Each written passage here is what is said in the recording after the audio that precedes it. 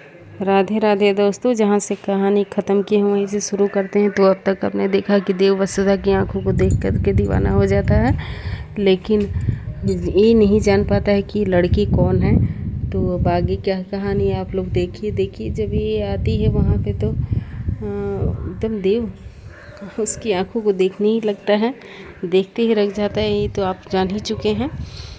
तो यहाँ पे जब जाने लगती है तो देव रोकता है कि रुक जाओ, यहाँ पे 1 मिनट के लिए मेरी बात सुन लो।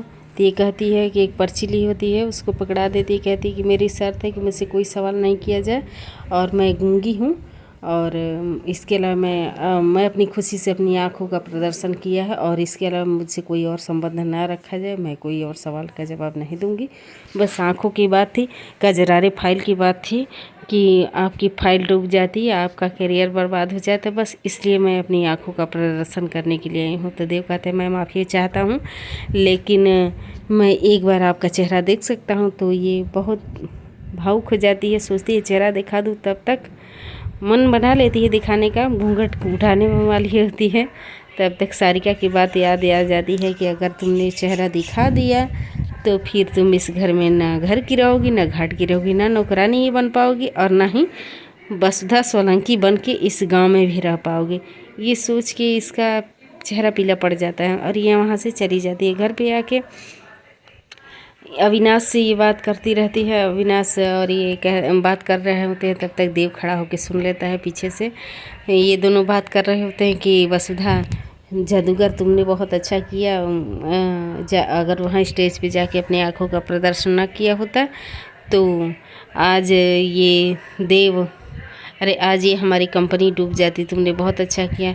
ये कहती है कि अच्छा तो किया हो गया, लेकिन एक तरफ से गलत भी हो गया।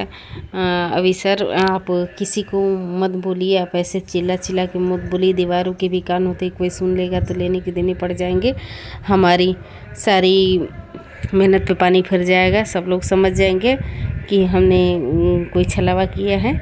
ये खुद ही नहीं समझ पाता है अविनाश की वाकई में इसकी ही आंखें हैं, नहीं तो ऐसी बातें नहीं कर पाता।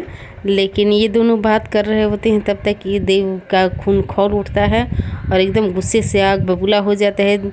अविनाश के जाने के बाद वसुधा को खूब फटकार लगाता है, बहुत डांटता है कि क्या तुम सोच के हमारी कंपनी को बचाई हो, बस कंपनी को नहीं बचे, हमारे जीवन को बर्बाद कर दी हो। तुम हमारे जीवन में आए ही क्यों? तुमको क्या पता मैं इस आँखों से प्यार करने लगा था, इन आँखों से बहुत सारी बातें करता था, घंटों घंटों तक बातें करता था। अब तुम हमारा दिल तोड़ चुकी हो। अब वसुधा हम तुम्हारा चेहरा भी नहीं देखना चाहते हैं। इतनी मुझे नफरत हो गई है तुम्हारे नाम से, तुम्हारे ये कारनामों से। अभी इसकी आंखों को नहीं पहचानता है। ये बताने वाली होती है सच की, रुको बता देते हैं, लेकिन वो सुनने को तैयार ही नहीं होता है। कहता है वसुधा तुम यहाँ से चली जाओ, मैं तुम्हें एक पल भी बर्दाश्त नहीं कर पाऊँगा। कहती है मैं चली तो जाऊँगी देव सर, लेकिन आप पलट कर बुलाएंगे भी तो मैं वापस नहीं आऊँगी। तो कहता है वो सब मैं नहीं जानता, फिलहाल मेरी आंखों से तुम दूर हो जाओ, जितनी जल्दी दूर हो जाओ उतनी जल्दी मुझे सुकून आएगा। तुम मेरी आंखों से दूर हो जाओ। ये सुन के ये सोचने लगती है, सोचने पर मजबूर हो जाती कि काश मैं अभी मर जाऊं, लेकिन फिर सोचती है नहीं, मैं यहाँ से चली ही जाती हूँ। देव सर की ज़िंदगी से मुझे बर्दाश्त नहीं कर पा रहे हैं, तभी तो पीछे मुड़ गए हैं और मुझे भी डांट रहे हैं, कह रहे हैं कि तुम चली जाओ यहाँ से। तो दोनों की भलाई इसी में है कि मैं यहाँ से चली जाऊँ। यही सोच के वसुधा वहाँ से आगे बढ़ जाती है और आँखों का रहस्य जहाँ का था वहीं पे रुक जाता है। देव की नज़रों में आँखों वाली कजरारी आँखों वाली अभी तक उसकी यादों में ही जिंदा है, उसके सामने होते हुए भी उसको दिखाई नहीं देती। अब आगे देखिए क्या होता है।